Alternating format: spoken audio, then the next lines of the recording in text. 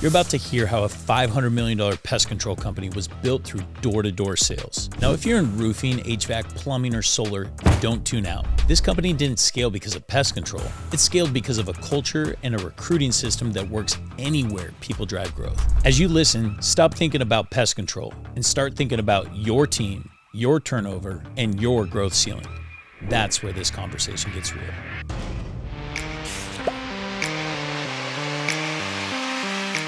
So David, you're the king of door-to-door. You've been in the space, 24 years? 24. 24 years. Why do you think door-to-door is such an incredible market, a way to go to market regardless of what service you are? Well, I think the beauty about it is you're not waiting for somebody else, right, to call in. Like, it puts you in control in the driver's seat to be able to drive your growth to whatever level you actually want to grow it to. Yeah, we work with a lot of like guys in the trades. You got the HVAC, plumbing, electrical.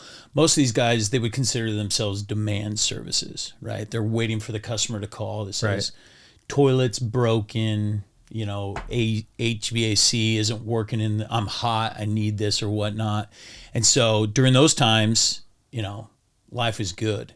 And then it's interesting, in that same space, they have these spots that they call the shoulder season, right? And the shoulder season is when demand goes down and a lot of them struggle. What kind of advice would you give to those type of guys? Sounds like the perfect time to get out and knock doors, right? Like even for HVAC, I think about that. Like I'm allergic to dust, right? And so like some sort of a plan for somebody to come out every 3 or 4 months to switch out my filters or whatever is key. And like you could literally go door to door and just asking people that, and you may pick up other additional business along the way too. And you've been a part of like some large door-to-door organizations. Like, what was the largest organization you ever ran from a total revenue, some type of situation? Yeah. So I owned Aptive Environmental.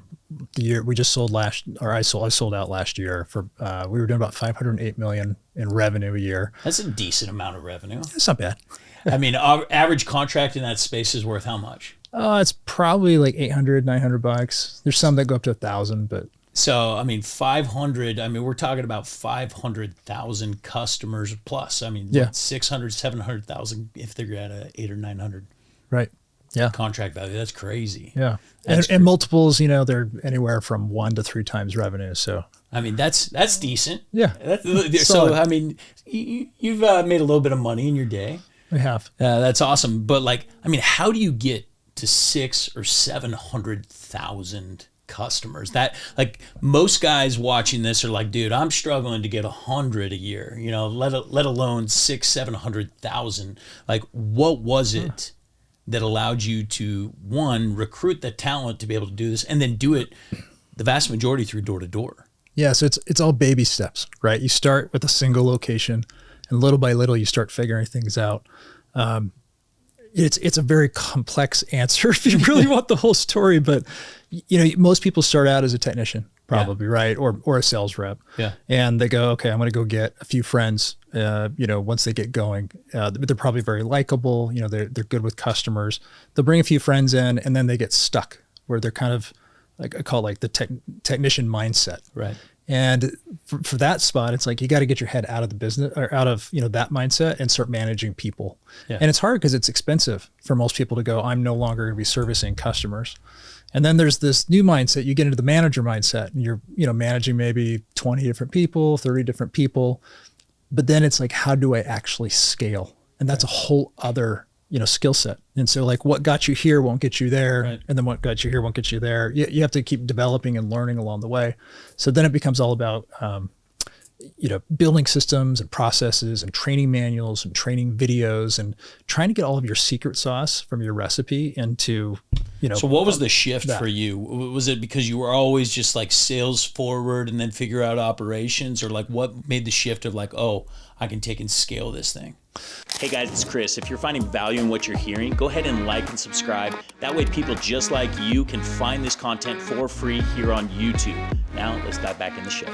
So initially, when I first got in sales, I was horrible. I sold 0 for 5 days, and everybody else around me selling 1 to 4 accounts per day. And I'm going, all right, am I going to go home? Like, this is like, am I not going to have to quit? And I went to a Barnes & Noble, bought, 6 sales books and just started reading them. Brian 90 minutes a day. Tracy. Yeah, Zig Ziglar, Tom Hopkins, all the yeah. legends, you know. Yeah. And yeah, by the end of the summer, I was #1 sales rookie. I have a couple hundred reps, and you know, I'd figured it out. But that's kind of where my obsession started, and you know, getting excited about. I got passionate about it because it was such great money. You know, with commission, you're incentivized to do better. So if I'm a plumber watching this right now, yeah, I'm thinking to myself, well, Dave, dude, you got your start completely different than me. Sure. Right? Like I Sales used side. to freaking turn wrenches, right? And then I started running my own company, and it was a one-man band. Yep. Then I hired a buddy to do the same thing, and now we have 2 vans. Or now I finally got out of the van, and I got 3 vans. And like, not many people got the opportunity to be raised in sales the way we were. Right. Like and for those that are watching, the summer door-to-door model is unique, right? And it's not like anything else in the home services. Like most of these guys are just trying to hope to get another customer by having their Google LSA dialed in, right? That their phone number rings, they have their CSR that sets the appointment, and hope that the plumber closes the deal. Not a salesperson, the plumber closes the deal when they go out to the home. So like that's the lens that most of these guys are watching this thing from. And then we come from a background of like, dude, we're competing on the doors while going to college. Right. Reading the Brian Tracy books, getting paid 100% commission, going and like scaling sales teams through pizza parties and everything else. Right. Like, how do we bridge that gap for the guy that's watching this right now? And he's like, dude, there's no way.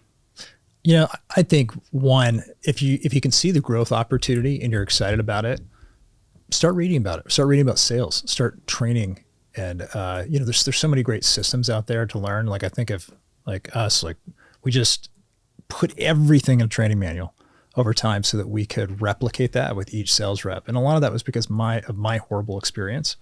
And so, yeah, if you want to get good at whatever it is, you got to put in the 10,000 hours, you got to practice or whatever. Probably not 10,000 hours for sales. You know, it's not that hard. If you already have a great mind around what is the service, that's like half the battle. Then it's just, how do you deliver the message in a way that people can hear you and that you're persuasive, right? To show that you're a confident, competent service professional. Yeah. So yeah, start reading on the sales side. Start watching sales videos about how people close, and then start creating that, practicing back and forth. We used to record our sales reps, and then we'd have a big screen TV in every office, and we'd put them up on the big screen TV, and we'd usually have 15 people, and we'd say, okay, if you like something or you don't like something, tell us, we'll press pause, and then we want you to give, you know, this sales rep feedback on how to improve.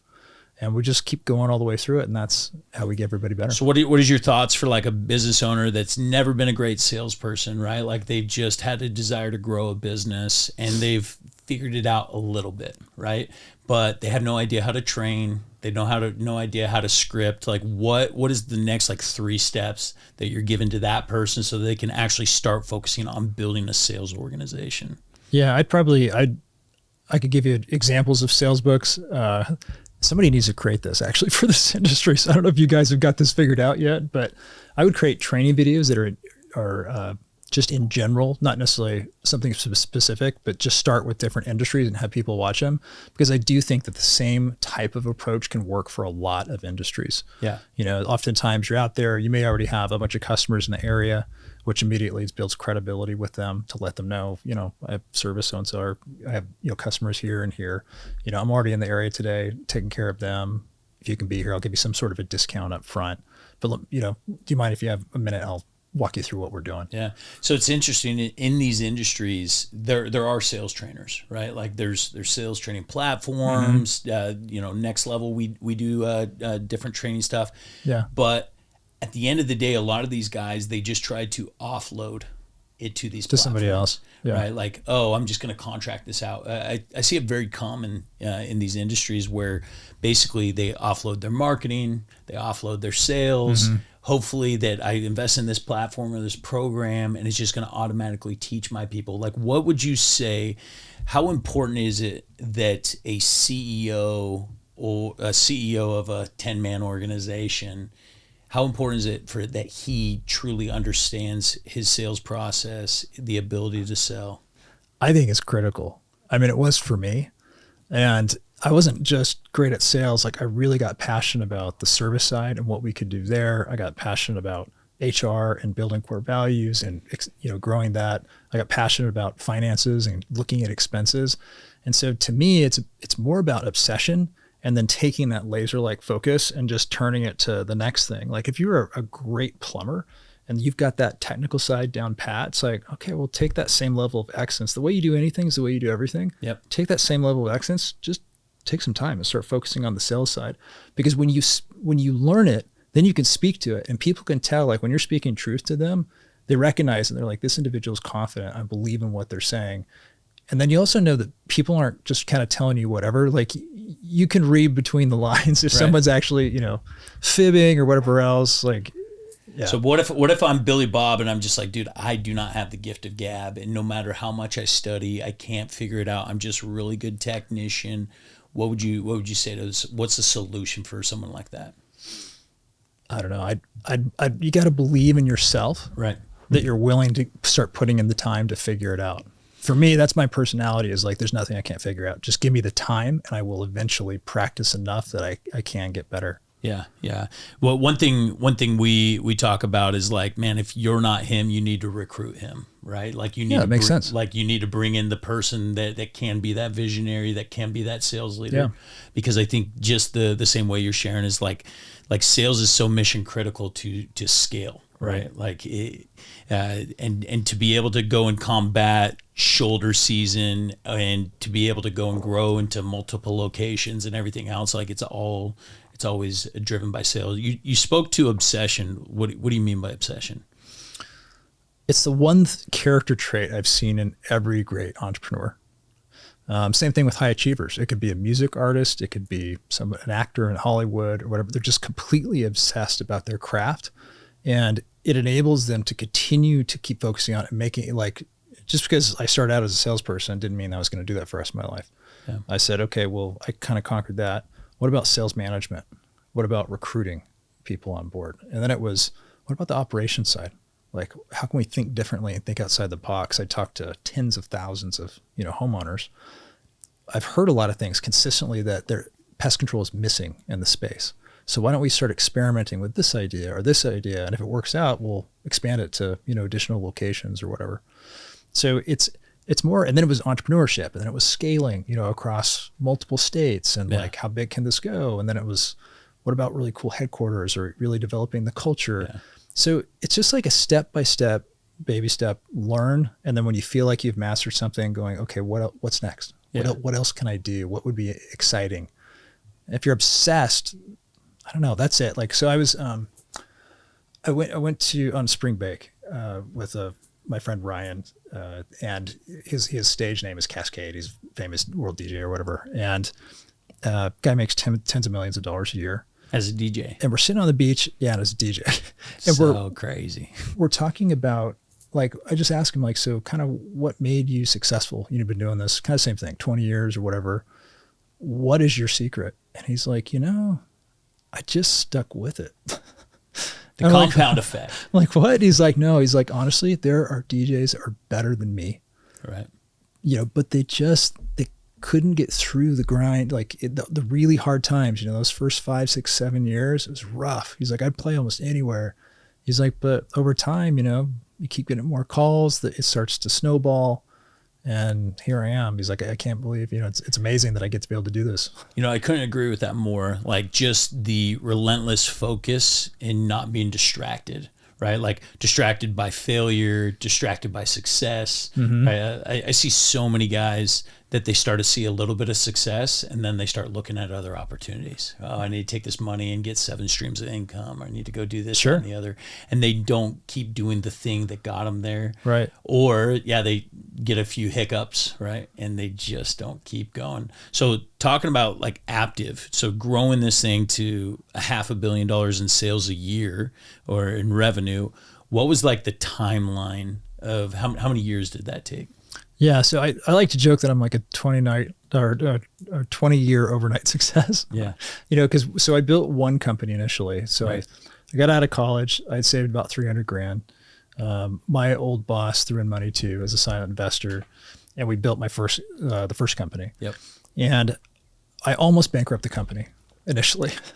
And Nice. it was the first inclination I had, it was because, you have to pay out your commissions in advance of the revenue all coming in. You're well aware of all this. Yeah. Cash flow of pest control can be a nightmare. It was a great problem to have. We thought we would maybe do 4,000 or 5,000 accounts. We did 7,500 accounts, which nobody had ever That was done summer before. one. Yeah, summer one. So it Good was recruiting. really great year, really great sales training, or really great averages. And it was the first time where I'm like, I might need more money. Geez, this is crazy. But, I went to the top sales reps and I said, hey, do you mind if I pay you out in another month or two? We did so well. And I'd been in the trenches with them training, and they were all coming back the next year. They were like, yeah, it's fine. I'll pay you 10% interest. They're like, great. That's fantastic. And many of them stayed with me for a really, really long time. So it's like, you have to have that trust if you do get in that spot. But I realized I needed more cash. And so can I just point out something real quick? Yeah. I always say one of the greatest signs of a leader is the willingness to have hard conversations, right? Yeah. And so obviously that was a hard conversation. Sure. You have to go to your top performers and be like, yo, I can't pay you. Right. And also understanding that there's almost always alternative solutions to the current situation. A lot of people would have just been like, well, I guess I'm done. I can't afford to pay. I'm just going to max out my credit cards, pay them, and then go out of business, right? Or whatnot. So there's almost always a better solution if we're just willing to have the hard conversations. Definitely. So you go and you do this. So that's first year, you make it through. Yep. And then, the next few years, it's kind of like working in a lab and figuring out what works, what doesn't, experimenting. I'd ask my boss, what are all the things that you would fix if you had the time? He was a super busy guy, had multiple kids, and just, caught up in life. And he's like, he gave me a list of 30 things. He's like, if I had time just to work and tinker on things, this is what I would fix. So I had a great idea of what do we need to do to improve the business. We experimented with it. The third year I expanded to a second location, and then I got to learn, well, how to scale. Do I have a model that I can actually scale, right? Because I couldn't be there every day, but I was close enough I could go there every other day. It was about an hour and a half down in San Diego. We were over kind of by Orange County, Corona. This was multiple locations that you guys were running, service territories, I guess you'd call them. And so that was kind of my first test there too. And then I was like, I really need to get cash if I want to grow like crazy. So I sold off the business, but I kept the golden goose.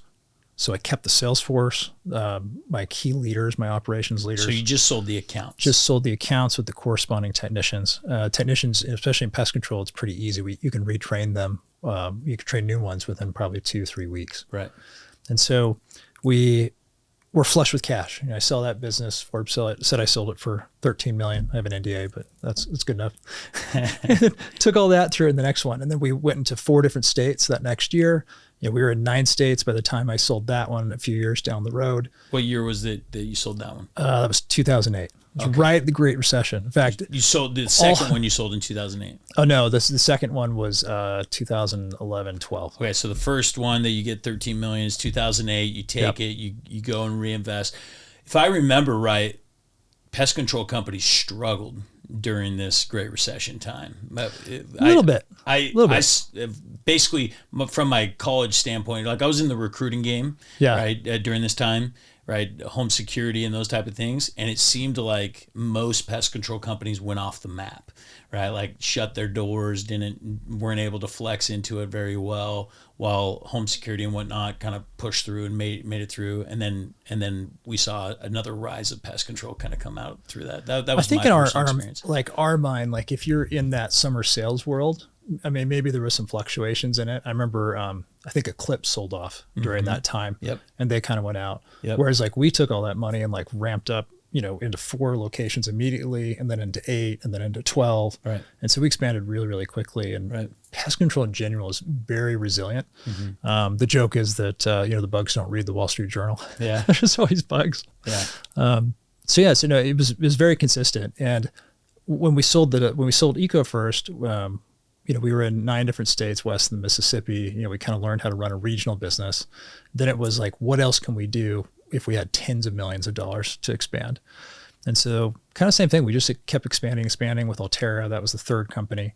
Was this always self-funded, or did you ever go always raise a fund or anything? No, it was all self-funded. Wow. I was really intent on making sure we had the control to do what we wanted. Yeah. Especially like Altera, we went out and got a huge headquarters with the NCAA basketball court and a movie room and golf simulator, ping pong, foosball, that kind of stuff. This was the start of Altera. Altera. Yeah. I was studying Silicon Valley companies trying to figure out like, what are all the cool things that, Google and Meta and Zappos are doing? And can we bring those in and make pest control sexy?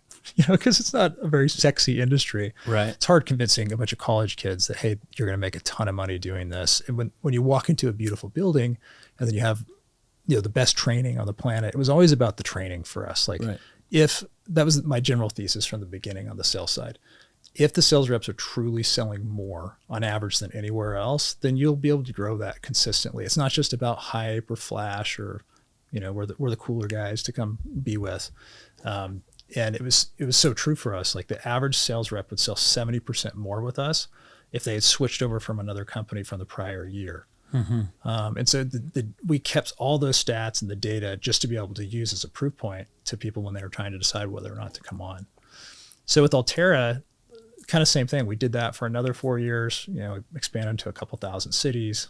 And then it was like, all right, what do I want to do? I feel like I'm replicating the exact same thing over and over. And I was getting kind of bored. Yeah. And that's the hardest part, right? The obsession starts to wear a little bit where you're like, I don't know what else really to do here.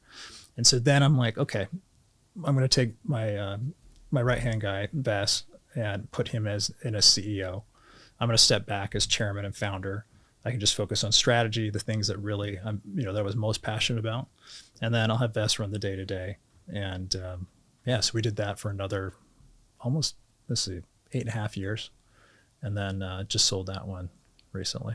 So it kind of gives you like the steps. And so basically, what I'm hearing is over all those years, you kept building upon the same exact foundation, right? And you were selling off the accounts, but you're essentially one organization. Yeah, it's really the same organization. That's how I look at it. Yeah, it was just a different name. It was like, you can't use the same name because we don't want you using that name to go steal the old customers back. From Terminex is who we sold to. But what was your biggest growth year from a percentage standpoint? Oh, geez. I would say like on average, it was probably 35 to 50% overall. But when you start out, when you sell off a business and then the next year you grow even bigger, you can double, in size when you're smaller. Right. But yeah, if you're going to do something for like 8.5 years, you might, you're huge in the beginning and then it's like, all right, 35, 50% is more, you're consistent, like kind of what you average out. Yeah. What I'm hearing was a consistent focus on culture and training. Right. And especially in industries that aren't necessarily sexy by design, right? Like, you have all these Silicon Valley companies, right? Facebook and all these guys that, they're flush with cash because they're selling information, right? There's not a lot of cost of goods sold involved in these type of programs, and so because of it, they're investing into all the cool hype and the cool nerd stuff. But that can also be applied in the blue collar space, and I believe that, and I've always shared that with our audience. Is like, look, you got to do something that's completely different, and it's kind of the Jesse Cole approach. Are you familiar with Jesse Cole? I'm not. No. Jesse Cole, Savannah Bananas.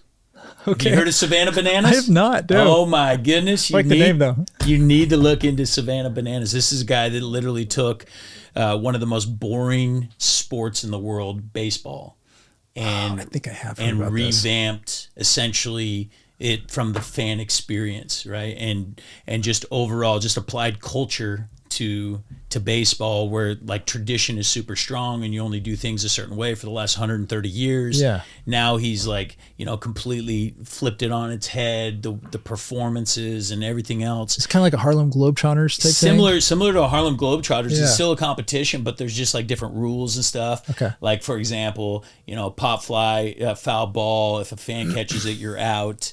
You only win by the inning. You don't runs don't score past that particular inning. It's just all kinds of different stuff. You have to be able to dance in order to play. And they do introductions of the players from out of the crowd instead of coming out of the tunnel type deal. Like just all kinds of. That's really cool. And the crazy thing is what he's been able to accomplish is now you've got a 3-year wait list to be able to get into a Savannah Bananas game at retail price. No way. Right? 3 million fans that are waiting to be able to buy a ticket. And, you know, you got a $40 to $80 retail ticket that is selling for $400 to $500 on the secondary market right now. And like the demand is just through the roof, and they're creating more teams, and it's just all these different things. And I think just it's proof that when culture is applied to the boring, right? Yeah. You can do something absolutely incredible. Obviously, you've done that in the pest control world. You know, focusing on the employee with the cool sports, and you know, I think lucky for us, we've been a part of multiple cultures in the door-to-door space, in the Utah space, right? Like Utah is kind of the king of door-to-door, and where a lot of the guys that are watching this, they're just like, dude, what? Like basketball court? Like how is that even a thing? You know, massage therapist? What are you talking about? Right, like, right. Free meals? Like I'm dumbfounded. And so, but yeah, what would you say would be like 2 to 3 culture things that you would do if you're running a boring business right now? You've had stagnant growth. Maybe you're sitting at 4 to 5 million a year in your HVAC plumbing business, and you haven't really scaled sales. Most of your technicians are salespeople. You don't really have like a sales department, and you're trying to implement culture, training, and sales. Like, what are 2 or 3 things you're doing right now as a business owner? So you know what? So I love reading, and technically, to be fair, I don't read anything anymore. Everything's audible. I have ADHD, so like that works much better for me. And I love when I have free time, right? Like it's so much easier if I'm driving or I'm, you know, catching a plane. I've got one ear pod in my ear and I'm constantly listening to something. Yeah. So a great book is Tony Hsieh's Delivering Happiness. Yes. It's incredible, and it's about 15 years old, but to me, it's like one of these staples. It changed my life in terms of how I looked at business and building a culture. I was thinking... At Zappos, right? Yeah, at Zappos. That's right. I was thinking about going back to get an executive MBA just to figure out how to try to keep that same family feel that I originally had as we started scaling. Because I'm like, gosh, I'm like losing control. It's getting too big. Like, how does nobody really knows me, or like, you know, whereas before I used to know like their kids' names, you know, what their ambitions were with the company. You know, we'd have company events and parties. So what was the most amount of like contractors / employees that you ever had inside your organization? About 7,000. 7,000. Yeah, that's right. That's crazy. That was a lot. So but the core values were key. And Tony's book, that's all it talks about. So his first experience, he built a company called, I think it was Linked Exchange, and he sold it for like $200+ million. And when they were small, like he loved it. He was passionate about it, excited about who he's working with. But once he got over 20 employees, they were growing super fast, and they just started hiring anybody to fill the spots. And then he's like, I don't even know people's names. I don't really relate to them. It was just, you know, warm bodies, fill those seats. And he said, I'm never going to make that mistake again. So this book is all about how do you create core values? How do you create your own unique company culture that's, you know, for you? And there's lots of different ways to be able to do that. And it's not that his core values are right for everybody. He's like, you come up with your own. He's like, here's kind of a template, but you know, depending upon what industry you're in. The other cool thing is you can actually go, I'm not sure if this is still true, but you can go to Zappos and they would take you on a tour for an hour through the whole building. And so really cool, you know, facilities, like really quirky company culture, but they were so into it. And you would listen to them in on customer calls and the way they treated people. And they had like extra flexibility to do kind of wild and crazy things to like wow the customer. And then they even had this 3-day cultural conference you could go to, and executives could go in. You know, I can't remember how much we paid, but you could sit there and like listen to all of their secret sauce. They would tell it to you. And I met Tony on multiple occasions, and I asked him, I'm like, okay, you got to tell me why you're doing this, because you're giving away all your secrets. Like, these are your competitive advantage. Why would you do that? And he's like, I just think the world would be a better place if everybody operated this way. Yeah. And I was like, oh yeah, I'm selfish. It's my bad. Like it made me start wanting to like give back. It's one of the reasons why I do podcasts now. Yeah. I'm so grateful for what he gave us, but I can't think of a better book for someone to read that and go, okay, this is how you build a company culture and how you scale something. I love it. I love it. Yeah, the abundant mindset of that is so powerful. You know, I think too often small-minded and small business owners think from a standpoint of like, I have secret sauce, I can't let anybody else have it. The reality is most people will not go and implement, right? Like, even if you teach them everything, right? And so that's why for me, like, you know, when somebody's got a new idea and they're like, hey, I need you to sign an NDA, I'm like, for what? Right? Like when I was young, I used to think all my ideas needed NDAs behind them. And then I got older. I'm like, dude, literally, I can just share all my ideas, everything with anybody. And rarely is anybody going to actually grasp onto anything and start implementing. Right. Yep. And if they do, I'll just partner with them and figure out, you know, if they're actual action takers. And so it is interesting, though. But like when you have that abundant mindset, that it just allows for greatness to be able to happen within your own organization and inspiring others outside of it. Yeah. So I'm definitely guilty of that. It's funny, as I got older and I started like just being like, I'll just tell people whatever, like, especially like people just starting out with the small pest control. I'm like, they're never going to catch up. Just be open.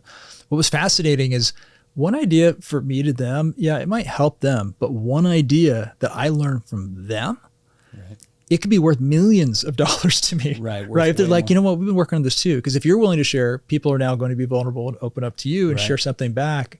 It only takes one idea for us to make a lot of money out of it. Oh yeah, especially when you're doing it at scale, right? Yeah. Like you improve a $500 million company by 1%. Now you're literally talking about a $5 million increase. Right. Their 1% on their $2 million company is worth 20 grand. You know? Exactly.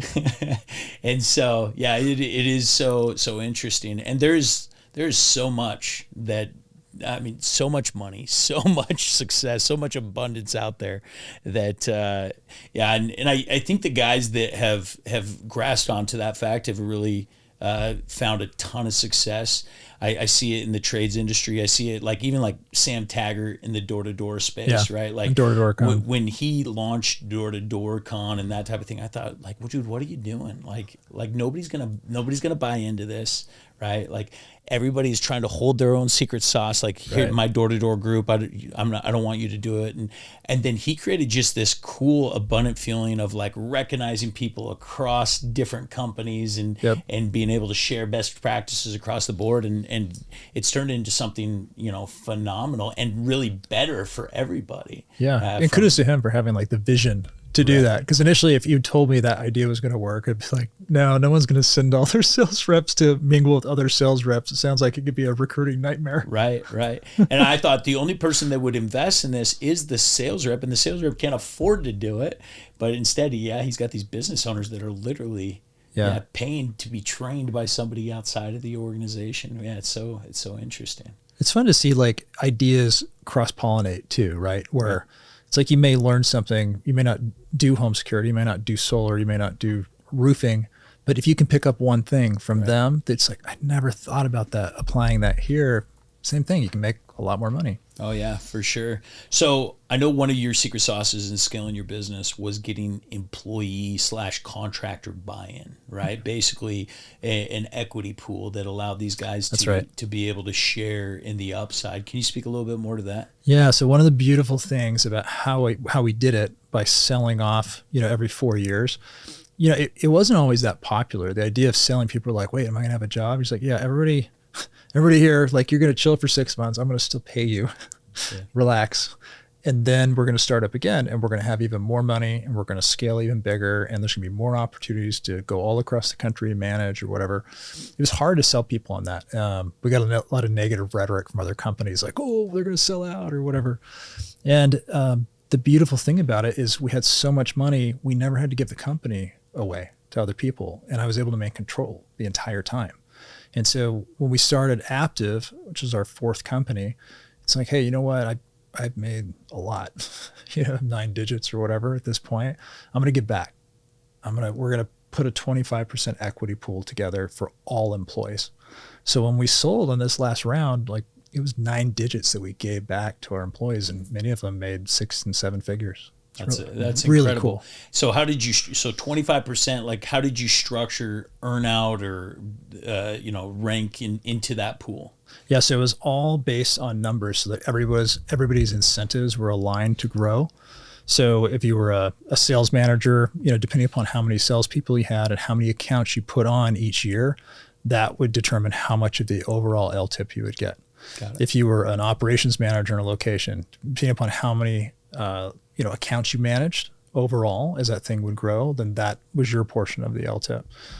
Executives is a little bit different, where it was kind of dependent upon their specific. So basically, you created different ways for people to earn points into the pool, That's and right. then your percentage of those points was your percentage of the pool. That's right. Got it. Yeah, this is it's actually a same strategy that I teach inside our community, Nice. as far as creating these long-term incentive plans for the employees, the point structure, and creative and getting creative with different ways that different positions inside the organization can earn those points, and creating a weighted system based on that. Because for me, I agree with you. Like, one of the fastest ways to be able to scale a company is to get real buy-in from everybody involved, to help them feel and see that they actually have a piece of the pie, that they take ownership over it as if it's their own company. Right. And if it's a competitive market, it's like you want to maintain that talent. Like, you were trying to recruit,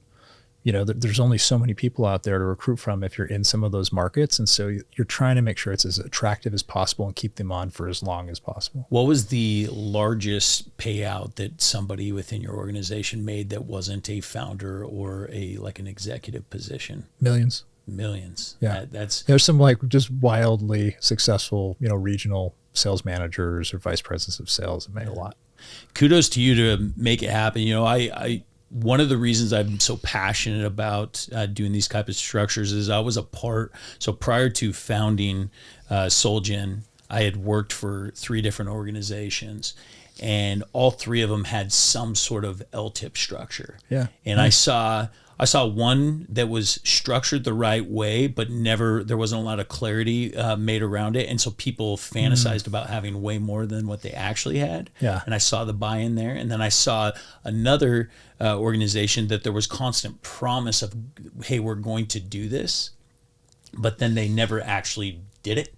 Right. But I saw the buy-in of guys in hopes of having it. I'm like, man, if people are willing to work that hard and scale that big, and both these organizations scaled very large, right? Like extremely big, into the $1 billion range of revenues and stuff like that. And I'm like, man, if people are willing to work that hard for this, what if we can actually deliver on it and be able to structure it in a way where guys actually know exactly what that means to them and are able to really participate in it. And that was our game-changing aspect, right? Because when I sold my business, we were in business 4.5 years, and I had 11 other people besides me and my main business partner that were made multimillionaires in that transaction, which is just one of the coolest things that you can be a part of. And frankly is the secret sauce. Like most guys that are sitting at that $4 or $5 million range, it's like they own 100% of the business.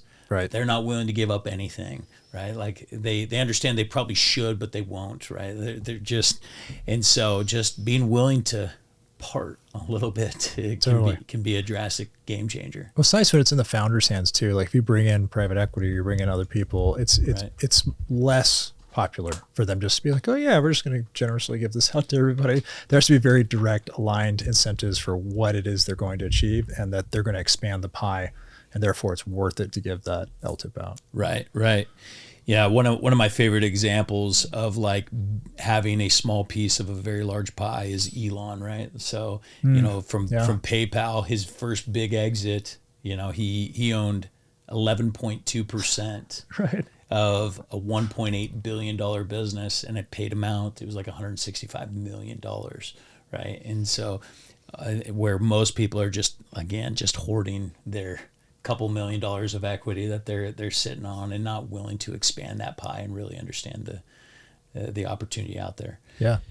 So besides delivering happiness, what are a couple books that you would recommend to any entrepreneur that's wanting to go and grow and maybe adopt some of the principles that have hit home for you over the years? Yeah, another one I just read, Unreasonable Hospitality by Will Guidara. Have you read that one yet? I started it. I have not read all the way through it. It feels like, like a very Tony Hsieh-esque, almost like it's like, the second film that came out as a, follow-up. But really incredible. It's about someone in New York City that wanted to have the very best restaurant in the world, and his journey over time in terms of what he did. I don't know that it's scalable, because it's so intense, like in terms of what his waiters had to know, every little detail is down to the finest little thing. And it's just tricky. But, and then also, all of the, I'm trying to think, like all the Good to Great books are really solid. I think that if you want to build something long, that's enduring and be excited about it, I think that you've got to continually be just engaged on, building a better business, not just a bigger one. Yeah. And if you're always trying to work on it and tweak it and make it better, that can be interesting. I'm telling you, like, once you get to the point where you're like, well, it's just for the money, it won't do it. Like, you'll lose your interest over time. Right. Because your focus should be on the business. It shouldn't be on how much you're going to make someday. And that's such a fallacy too. Like, everybody that sells a business, you may have felt this too. You sell it, but then you get what the Olympians have, right? The gold medal syndrome. Yeah. Like 70% of Olympians are depressed after they achieve it, because it's like they've lost their true north. Right. And like, well, my whole life I've been building up to this moment. What's next? And well, the actual achievement didn't fulfill them in the way that they thought. Right. And they think, oh, well, what's next? Oh, another gold medal? And they're like, well, kind of already did that. I guess, I'll go get another gold medal, and I'll do it for multiple years in a row. But it's almost like each gold medal is less satisfying as you do it, because you've already done it. And you're like, ah. And so it's how do you learn to enjoy the journey along the way, right? Like the thing you really get from entrepreneurship or high achievement in any field, any, sport, it's being, it's the discipline you gain. It's the character you build, the lessons you learn along the way. And hopefully you're enjoying the journey, because it's not as exciting once you get to the end. Yeah. One thing I always share is like the emotional spectrum exists no matter where you're at on the map, right? Like you can have $1 billion in your bank account and you can still feel depression. You can still feel like all the emotions are available at every step of the way. And so it's just like, instead of focusing on that destination, it's just like, okay, how do I control the emotion, and what gives me happiness at all times, what makes me depressed, and really understanding those different things and how you function. One of the things I heard a while ago that I've adopted as my own was like, this guy was asked a question of, hey, what's your number? Like what's the number in which you're going to be done? Yep. Right. And his response was, I will never be done. I will always be climbing a mountain. And to me, the reason why that hits so home is like, when you no longer look at life as like certain destinations, but more of like, hey, I'm always going to be climbing the mountain. I'm always going to be putting in the work. I'm always going to be improving. Then it removes the anxiety associated with hitting certain deadlines by certain time, with or fantasizing even that is going to somehow change my life, right? Because I mean, of course, there's a certain amount of money, a certain amount of oxygen that always, is going to bring us some level of satisfaction or improve our lives. But beyond that, right, it's the climb of the mountain, not necessarily the current view of or the view that you're going to achieve once being there. There's this guy at my alma mater who he gave 10 years of his life to help build up the entrepreneurship program. And so he went out to a bunch of, the entrepreneurs that had graduated and said, hey, do you mind helping me with this? And we were all in a meeting. We'd annually, almost all the entrepreneurs would fly in, and we were sitting in a group, and he goes, all right, let's just to start a starter, let's go around and I want everybody to tell me what your number is, which is a little awkward, especially at BYU. So is this norm? No, this wasn't Norm. No, so this is Scott Peterson. Okay. But Norm is awesome too. He's probably my favorite teacher I've ever had. For sure. I mean, he makes accounting come alive, right? You're like, you get to the second accounting class and you're like, wait, this is not what I signed up for. Give me Norm, again. Yeah. But we're going around the table and everybody, some people are kind of uncomfortable. Like, I don't know, like 100 million, a billion. Like people are just throwing out numbers. Some are very certain, others, didn't even want to say. But it gets back to him and he says, you're all wrong. And we're like, okay. And he goes, the answer is just a little more, right? Because it doesn't matter what you achieve. It's never enough. Right. Whether, you're a soccer player or whatever, you always kick the goalpost back further and you try for a little bit more. And until you realize like that's what you're chasing, it's never going to be enough. Right. And you just gotta, at some point you got to wake up. I have some friends where they're constantly chasing and they haven't figured it out yet. They haven't realized that the post keeps moving. Yeah. It's like, or they're running from, their financial trauma from growing up or whatever it might be. And, it's like, you got to make peace with that. I love it. I love it. Appreciate you sharing some value. Where, if guys want to reach out to you and pick your brain or get your eyes on something, what's the best way to get a hold of you? Yeah, just reach out to me on LinkedIn. It's fine. All right. Yeah. And so LinkedIn, not Instagram or any of the other social medias. Man, what's funny is I literally am off all social media. Good for you. Yeah. After reading Anxious Generation, I'm like, I'm going to live the example for my kids and just get off it. I still have it like for motivational quotes or like topics I'm interested in, but it's less about like posting or seeing what every single person's doing all the time. Right. Yeah. Right. Love that. Appreciate you jumping on. Hey, thanks for the time.